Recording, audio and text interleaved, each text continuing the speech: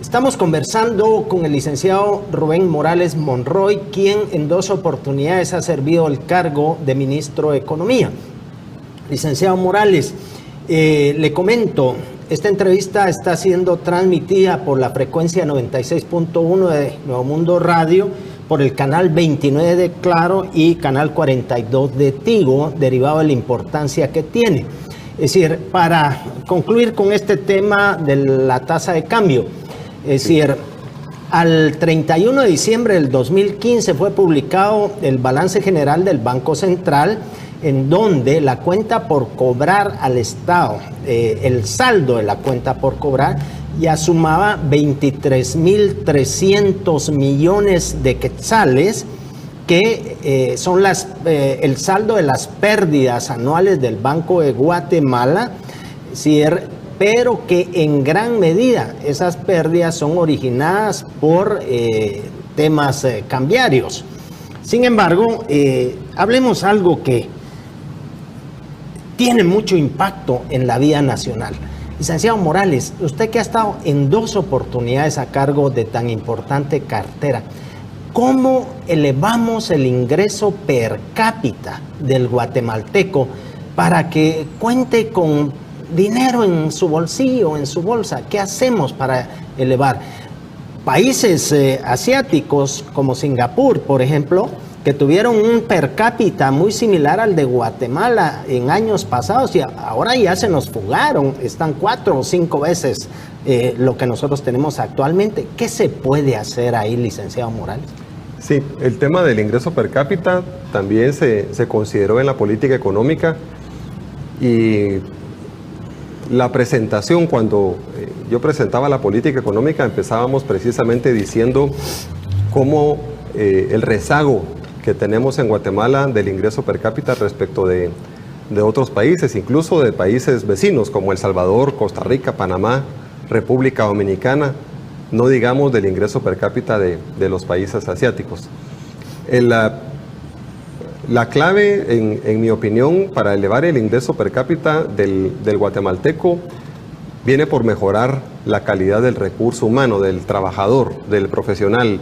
Y mencionaba en el segmento anterior estas 3 características o estas 3 competencias que, en mi opinión, si fortalecemos el recurso humano guatemalteco en idiomas extranjeros, principalmente inglés, si mejoramos el recurso humano guatemalteco en matemáticas y en tecnologías de la información, porque ahí es en donde se puede mejorar el ingreso de la población. Y esto porque la actividad productiva que remunera de una mejor manera es hacia la población o a los trabajadores que tienen estas competencias. Entonces es importante mejorar las competencias del guatemalteco. Y quiero hacer un énfasis en: muchas veces en Guatemala se tiene la expectativa que con un título universitario se mejoran las condiciones del ingreso de la población. Pero se ha demostrado en muchos países alrededor del mundo que no necesariamente con un título universitario se mejora el ingreso, sino que con competencias técnicas. Por ejemplo, las empresas muchas veces están buscando más trabajadores técnicos, profesionales se puede decir, pero que tengan competencias técnicas y no tanto profesionales universitarios. Porque el profesional universitario, obviamente depende del sector, no siempre puede resolver o trabajar, desempeñarse en una actividad productiva, por ejemplo, en la manufactura. Entonces, fortalecer las competencias técnicas del trabajador guatemalteco le ayudaría a ser más productivo. Esto contribuye a la productividad también de la empresa y con esto pues mejorar las condiciones y el ingreso de los trabajadores. Es una realidad que en Guatemala lamentablemente la mayoría del recurso humano de la población guatemalteca no cuenta con ni siquiera la educación básica, ni siquiera una educación primaria, aunque se han ido haciendo esfuerzos en los años, pero al final de cuentas está en mejorar las capacidades de la población. Y en la medida que se va ingresando recurso humano competente con estas capacidades al mercado laboral, pues en esa medida también la población va a ir trabajando. Y pongo un ejemplo sencillo. En el caso de los jóvenes guatemaltecos bilingües, mencionaba el sector de contact centers, un joven guatemalteco bilingüe con inglés, su primer trabajo a los 18, 19 años, si es bilingüe y entra a trabajar a un contact center en Guatemala, puede ganar hasta un 60, 70% arriba del salario mínimo del país. Entonces esto demuestra que en la medida que el guatemalteco esté mejor preparado, tenga un mejor entrenamiento, y en este caso inglés, pues los jóvenes van a ganar más que el salario mínimo, y eso es su primer salario, en su primer trabajo. Así que este es un ejemplo de cómo ingresar, de cómo incrementar el ingreso de los guatemaltecos, y es fortaleciendo las capacidades del recurso humano. Licenciado Morales, indudablemente hay una serie de rezagos. Hemos ido para atrás en tema de pobreza, es decir, hay muchas cosas por hacer, pero debe de contarse con un plan de desarrollo de nación, es decir, en donde se diga, bueno, en tantos años vamos a corregir esto, esto y esto. ¿Existe un plan de desarrollo de nación, licenciado Morales, o vamos ahí sorteando las circunstancias o capeando los temporales? ¿Qué nos puede contar? Mi opinión es que un plan de nación como tal de largo plazo podría ser el Catún 2032, ¿verdad? Que se empezó a trabajar o se presentó públicamente en el año 2012 y donde se proyecta a 20 años más. Entonces el Catún 2032 creo que sí es un plan de nación que se adopta en la actual administración, lo presenta la administración anterior como un modelo de ese plan de nación. Pero la clave, más allá de ese plan de nación, o lo que sigue es llevarlo a la implementación, ¿verdad? A la ejecución de ese plan de nación. Y ahí es en donde vienen ya las políticas sectoriales o políticas muy específicas o estrategias para que ese plan de nación, el Catún 2032, pues ya pueda implementarse y aterrizarse en acciones concretas. Pero yo me atrevería a decir que eso es lo más reciente que tenemos, pero sí nos hace falta aterrizarlo en acciones concretas como país. Yo puedo hablar, por supuesto, de la política económica, que algunos elementos se toman de este plan del Catún 2032, y a partir de ahí pues empezar su implementación. Licenciado Morales, existe un ente que se llama Secretaría de Integración Económica Centroamericana, y entiendo que los ministros de Economía participan activamente en el trabajo de esa secretaría. Así es.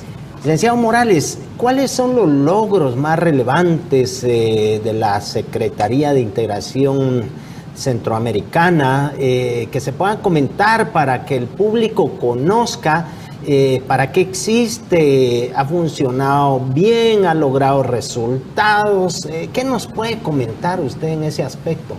Sí, la Secretaría de Integración Económica Centroamericana, más conocida como SIECA, que es diferente a SICA, ¿verdad? SICA es una secretaría de un orden más político, SIECA es la parte económica.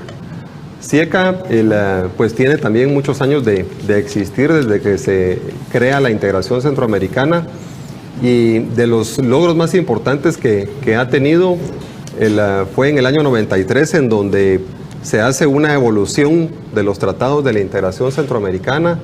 Ahí se firma el protocolo de Guatemala, así se le llama porque fue firmado acá en Guatemala, y este protocolo le da el espacio para que avance, digamos, para tener un nuevo respiro, una oxigenación de la integración regional. Lo otro que ha estado haciendo muy fuertemente SIECA en los últimos años es también el diseño por medio de la cooperación, pero el planteamiento de políticas a nivel regional. Se diseñaron políticas a nivel regional en materia de competencia, por ejemplo, o de propiedad intelectual o de normativa técnica. Ese tipo de temas que es importante ver a la región centroamericana como un mercado. Y en el momento que nosotros vemos a Centroamérica como un mercado, pues las políticas deberían de ser, si no una sola, ir homologándolas en un futuro. Y últimamente... Perdone, sí. Licenciado, que le interrumpa, ya que lo menciona.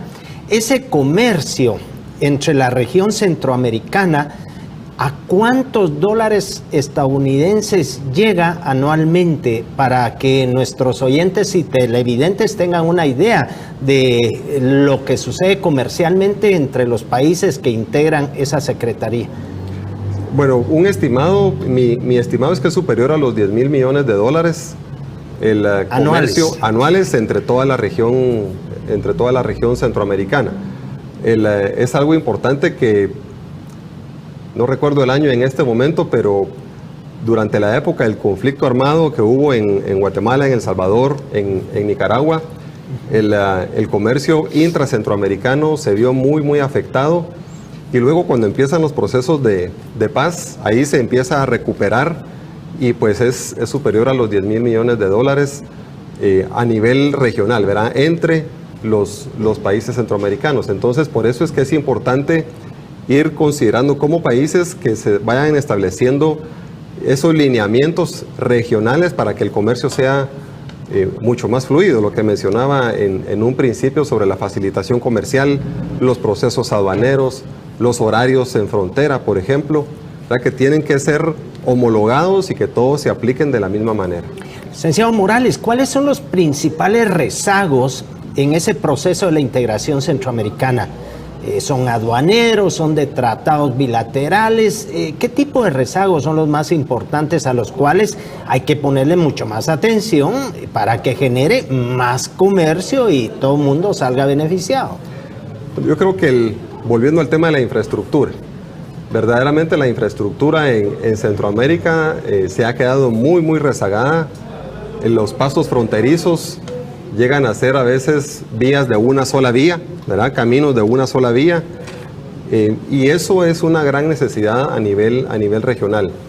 El Banco Centroamericano de Integración Económica, conocido como BCIE, se funda precisamente para financiar la infraestructura a nivel regional, y ese es un reto que se ha estado planteando, y yo creo que ese es de los principales rezagos que tiene la región, la infraestructura, para que el comercio sea mucho más fluido a nivel regional.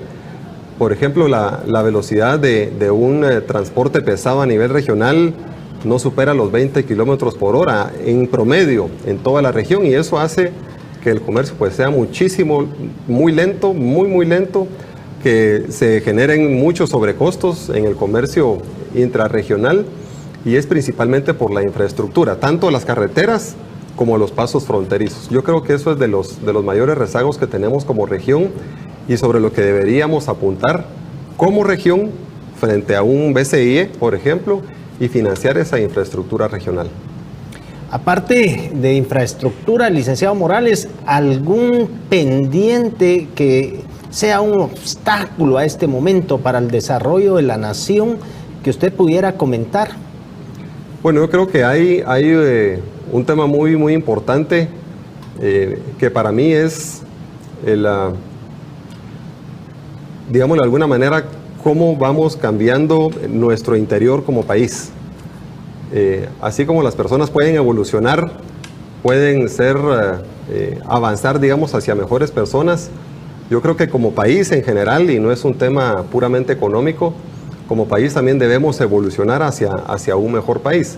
Y este es un esfuerzo de todos los sectores, de toda la población, de todos los segmentos, que es un compromiso muy importante si verdaderamente queremos un país diferente. Y al final, yo creo que no es mi país o tu país, sino que cuál es nuestro país, ¿verdad? Hacia dónde lo queremos llevar. Creo que eso es de los retos más grandes que tenemos como Guatemala. Licenciado Morales, no sé si usted comparte esta opinión. Guatemala debe contar con un modelo de desarrollo de nación basado en el Estado de Derecho, que incluya la construcción de un gobierno altamente eficiente que genere condiciones para atraer inversiones, que a la vez generen empleos masivos, pero más sofisticados, altamente educados y productivos, y que tanto sector público y privado deben impulsar una formación competitiva para hacer ese trabajo del futuro. Debe fortalecerse la familia y, por supuesto, la paternidad responsable, con todo lo cual reducirse drásticamente la pobreza e iniciar un camino, a recorrer un camino que nos lleve a la prosperidad. ¿Usted qué opina? Bueno, sí, estoy de acuerdo totalmente con este enunciado, si se puede decir. Creo que la parte que le corresponde a, digamos, nos tenemos que definir roles entre toda la sociedad guatemalteca. Okay. El rol del Estado, el rol de la actividad productiva, el rol de la familia que se mencionaba de esta manera, porque al final el desarrollo económico de un país o el desarrollo social es sistémico, es decir, es un sistema, ¿verdad? Son diferentes formas de trabajar en conjunto, todos, pero cada uno cumpliendo con su rol. Licenciado, perdone, el tiempo se nos fue. Agradecemos que haya aceptado la invitación. Un gran gusto. Y esperamos tenerle en futura oportunidad. A nuestros televidentes y oyentes que también nos pueden ver y escuchar por Facebook. A todos, muchas gracias y buenas tardes. Muchísimas gracias por la invitación y quedamos en la mejor disposición de seguir compartiendo con ustedes otros retos y otros temas de Guatemala y muy contentos de haber compartido este espacio.